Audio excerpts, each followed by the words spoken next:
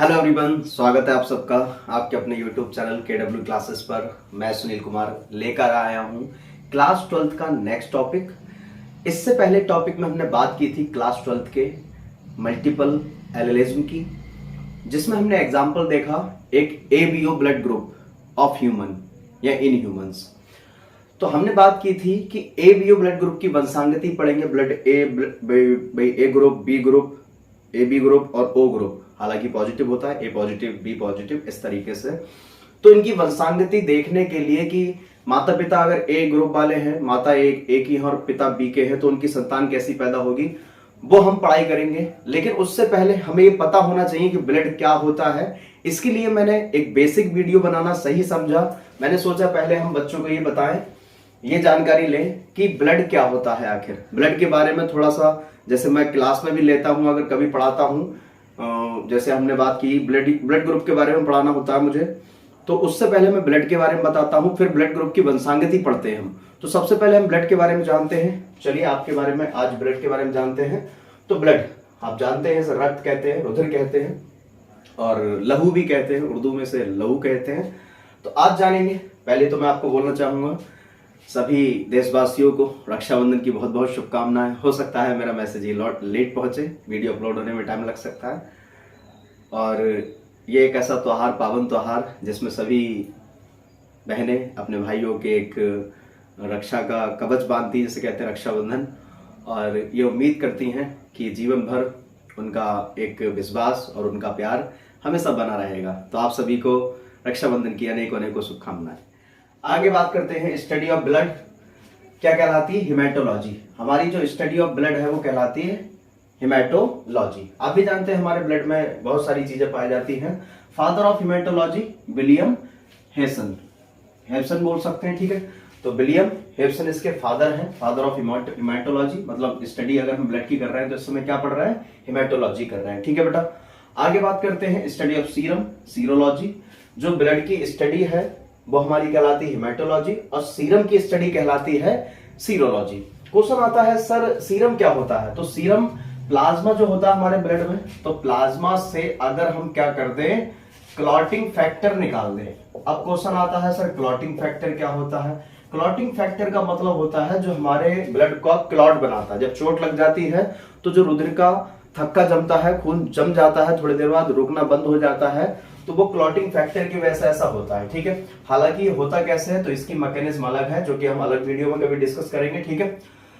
तो प्लाज्मा में से जब हम क्लॉटिंग फैक्टर निकाल देते हैं तो सीरम बचता है। तो सीरम की स्टडी कहलाती है सीरोलॉजी। क्या कहलाती है, सीरोलॉजी। तो सीरम जान गया, plasma minus clotting factor equals to serum. इसको हमने इस तरीके से लिख दिया जिससे कि आपको कोई प्रॉब्लम ना हो। चलिए सीधे टाइम वेस्ट ना करके सीधा अपने टॉपिक पे आते हैं। ब्लड, जो ब्लड होता है हमें, मैं जब स्टडी करता था अपने टाइम में तो हमारे एक सर जो पढ़ाते थे इस तरीके से, द रिवर ऑफ लाइफ, इसको बोलते थे द रिवर ऑफ लाइफ। हालांकि बुक्स में इस तरीके से नहीं प्रेफर करते हैं, तो इसे बोला गया द रिवर ऑफ लाइफ, जीवन की नदी। क्यों जीवन की नदी बोला गया, हम भी समझ सकते हैं कि जो भी चीजें हमारी बॉडी के लिए रिक्वायरमेंट है, जो आवश्यक चीजें हैं, जरूरी चीजें हैं, वो एक जगह से दूसरी जगह ट्रांसपोर्ट होती हैं। और ट्रांसपोर्ट करने के लिए रिस्पॉन्सिबल कौन है, हमारा ब्लड है। तो इसीलिए इसको बोला द रिवर ऑफ लाइफ, जीवन की नदी। तो ब्लड को क्या बोल सकते हैं, जीवन की नदी भी बोल सकते हैं। क्लियर है। आगे, अब ब्लड को जीवन की नदी इसलिए बोला क्योंकि इसमें सारी न्यूट्रिएंट, सारे सब कुछ इसी में फ्लो हो रहे हैं, एक जगह से दूसरी जगह जा रहे हैं, ट्रांसपोर्ट हो रहे हैं। तो ब्लड को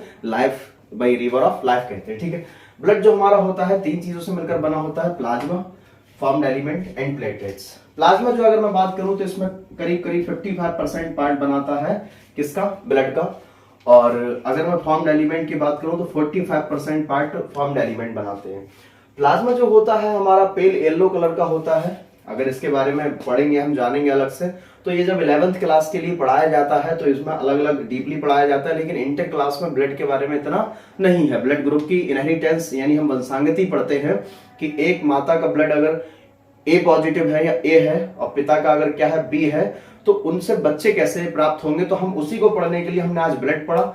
अगला टॉपिक मेरा रहेगा ब्लड ग्रुप, फिर हम अगले टॉपिक में जानेंगे ब्लड ग्रुप की वंशांगति।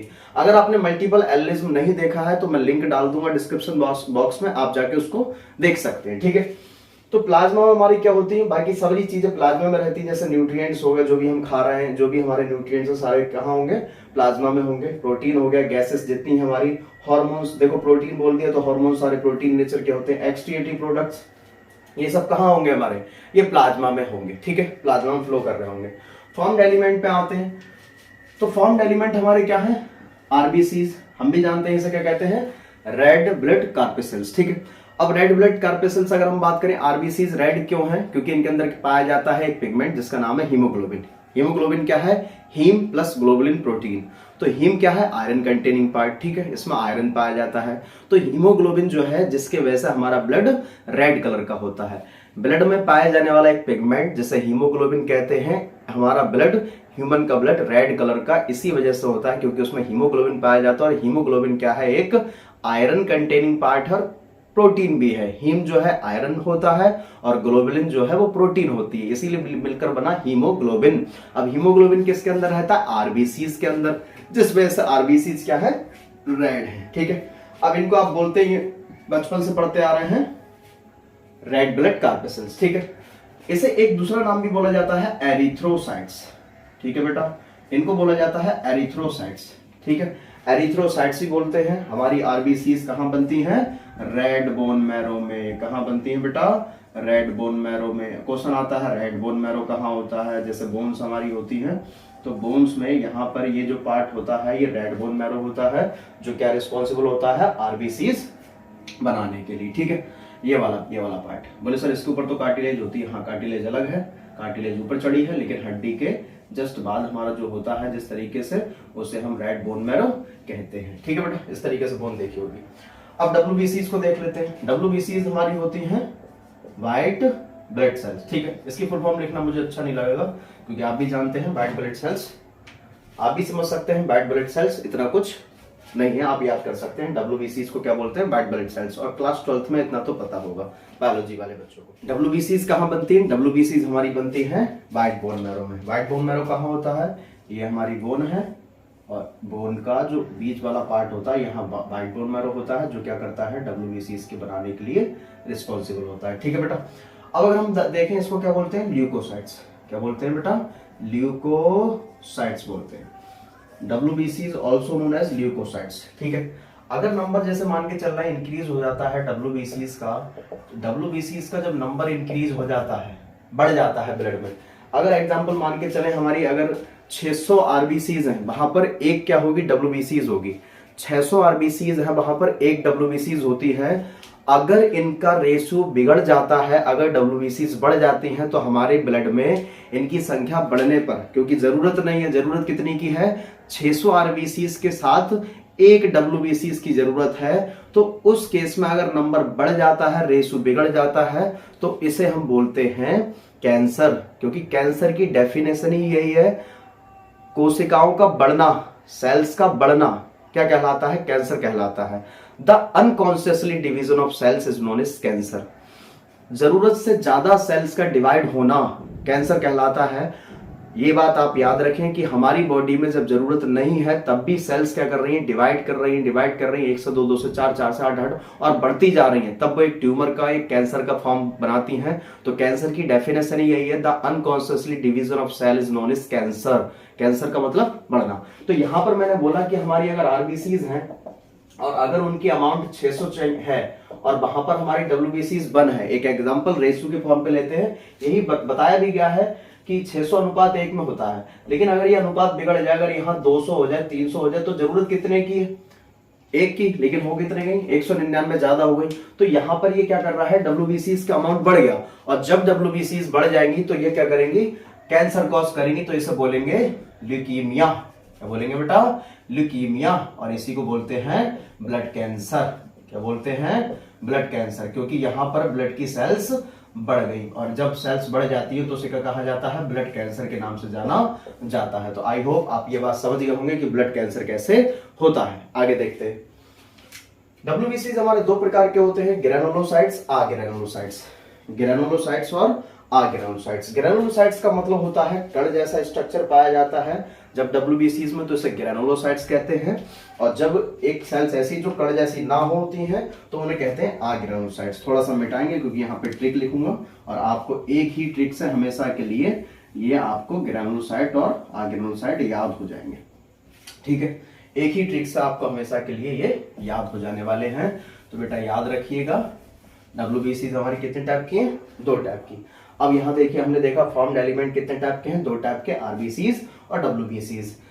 रेड ब्लड कार्पेसल्स, एरिथ्रोसाइट्स कहते हैं इन्हें। रेड ब्लड कार्पेसल्स कहाँ बनते हैं? रेड बोन मैरो में। और हम जानते हैं ये हमारा जो रेड कलर होता है इसमें पाया जाता है एक पिगमेंट जिसका नाम है हीमोग्लोबिन। हीमोग्लोबिन की वजह से रेड कलर का होता है। आगे देखते हैं, हमने देखा WBCs ल्यूकोसाइट्स होता है। ये कहाँ बनते हैं? ये हमारे बनते हैं व्हाइट बोन मैरो में। और मैंने ये भी दिखाया व्हाइट बोन मैरो कहाँ होता है। अब मैंने बताया इनका नंबर अगर बढ़ जाता है तो मेरी ब्लड में क्या हो जाता है? डिस्टर्बेंस। तो ये डिस्टर्बेंस ही क्या कहलाता है? कैंसर कहलाता है। ठीक है, अब मैंने देखा WBCs 2 टाइप की हैं। ग्रेनुलोसाइट्स यानी कण जैसे, पार्टिकल जैसे, जब ब्लड में इस तरीके से पाया जाए WBCs तो ये ग्रेनुलोसाइट्स। जब कण जैसे ना हो तो आग्रेनुलोसाइट्स। WBCs कितने टाइप की हैं? 2 टाइप की। इसको याद रखने की एक ट्रिक है, ग्रेनुलोसाइट्स 3 टाइप की होती हैं और अग्रेनुलोसाइट 2 टाइप की होती है। तो इसको याद रखने की एक trick MLA of Bengal. MLA of Bengal. तो हमेशा एक चीजें हम ट्रिक से पढ़ेंगे तो ट्रिक SK। ट्रिक क्या पढ़ेंगे? SK। क्या याद रखना है? MLA of Bengal. कहां के MLA? बंगाल के। तो जो कैपिटल लेटर है वो ट्रिक में यूज होंगे, दिख रहा होगा शायद। हाँ, तो MLA ऑफ बंगाल। तो MLA का मतलब क्या है? हम इसको देखते हैं जो ट्रिक में यूज। तो G4 क्या है यहाँ पर? ग्रेनुलोसाइट। G से पहले देखो 3 लेटर दिखाई दे रहे होंगे, BEN। मैं यहां लिखता हूं MLA ऑफ बंगाल। तो MLA ऑफ बंगाल हमारी क्या है? ट्रिक है। ठीक है, अब इसमें देखो जो कैपिटल लेटर है वही ट्रिक में यूज होंगे। अब हम देख रहे हैं यहां पर G, तो G4 ग्रेनुलोसाइट्स। कितने टाइप का? इससे पहले जितने हैं उतने टाइप का। तो बैन मतलब बेसोफिल्स, इस्नोफिल्स, न्यूट्रोफिल्स। देखो बेसोफिल्स, इस्नोफिल्स, न्यूट्रोफिल्स। ठीक है, इजी ट्रिक में हम पढ़ रहे हैं चीजों को, इजी वे में हम चीजों को पढ़ रहे हैं, याद कर रहे हैं। क्या हमने देखा? WBCs हमारी 2 टाइप की, ग्रेनुलोसाइट्स, आग्रेनुलोसाइट्स। मैंने बताया ग्रेनुलोसाइट्स भी हमारे कितने टाइप के होते हैं? 3 टाइप के। और इसको याद रखने के लिए एक ट्रिक याद रखनी है, MLA ऑफ बंगाल।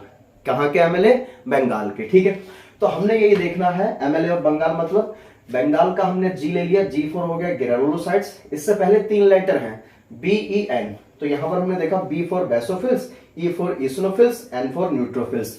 तो हमारी जो ग्रेनुलोसाइट्स होती हैं, WBCs का एक पार्ट ग्रेनुलोसाइट्स 3 टाइप की होती हैं, बेसोफिल्स, इस्नोफिल्स, न्यूट्रोफिल्स। बैन गाल। तो बैन का क्या हो गया? Basophils, इस्नोफिल्स, neutrophils. याद रखेंगे। आगे बढ़ते हैं, फिर हम देख रहे हैं MLA में क्या है? A है बेटा। क्या है MLA में? A for agranulocytes. A for agranulocytes. अब आग्रेनुलोसाइट 2 प्रकार के, मोनोसाइट्स और लिम्फोसाइट्स। तो MLA में क्या आ रहा है? M फॉर मोनोसाइट्स और L फॉर लिम्फोसाइट्स। ठीक है, तो MLA का A फॉर आग्रेनुलोसाइट्स और जो M है वो मोनोसाइट्स और L है लिम्फोसाइट्स। आग्रेनुलोसाइट्स 2 प्रकार के होते हैं, मोनोसाइट्स और लिम्फोसाइट्स। अब लिम्फोसाइट्स भी हमारे कई टाइप के होते हैं, जैसे दो टाइप के, T लिम्फोसाइट्स और B लिम्फोसाइट्स।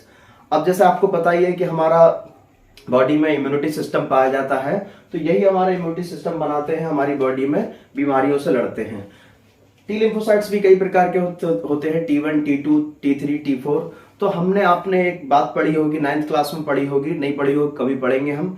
एड्स जो होता है, एड्स तो एक वायरस के वजह से होता है जिसका नाम होता है HIV वायरस। तो HIV वायरस जो अटैक करता है वो हमारे इम्यूनिटी सिस्टम पे करता है, इसीलिए आज तक एड्स का इलाज नहीं है, क्योंकि हमारा इम्यूनिटी सिस्टम ही खत्म हो जाता है। और जिस देश की आर्मी ही खत्म हो जाए, वहां की सरकार ही खत्म हो जाए, तो वो किसी से युद्ध नहीं लड़ पाएगी। ऐसा ही हमारी बॉडी का खेल है कि जब हमारी बॉडी से इम्यूनिटी सिस्टम ही खत्म हो जाता है तो वो कोई भी एंटीबॉडीज नहीं बना पाएगी, जिस वजह से हम अपनी दवाइयां कोई काम में नहीं आ पाएंगी और ना ही बॉडी में ही कोई सी एंटीबॉडीज बन पाएगी, जिस वजह से आज तक एड्स का इलाज ही नहीं है। तो एड्स का जो वायरस है, HIV वायरस जो हमारा अटैक करता है, वो करता है हमारे इम्यूनिटी सिस्टम पे। और इम्यूनिटी सिस्टम में भी अगर आप देखोगे तो टी लिम्फोसाइट्स पे करता है, और टी में भी हमारी है T4 लिम्फोसाइट्स पे अटैक करता है। हालांकि वो इम्यूनिटी सिस्टम में ही आ जाएगा, इतना अंदर नहीं जाए तो अच्छा है हमारा, क्योंकि फिर क्वेश्चंस क्रिएट हो जाएंगे, कंफ्यूजन ज्यादा बढ़ जाएगी। तो जितना हमारा लेवल है उसके अकॉर्डिंग हम करें।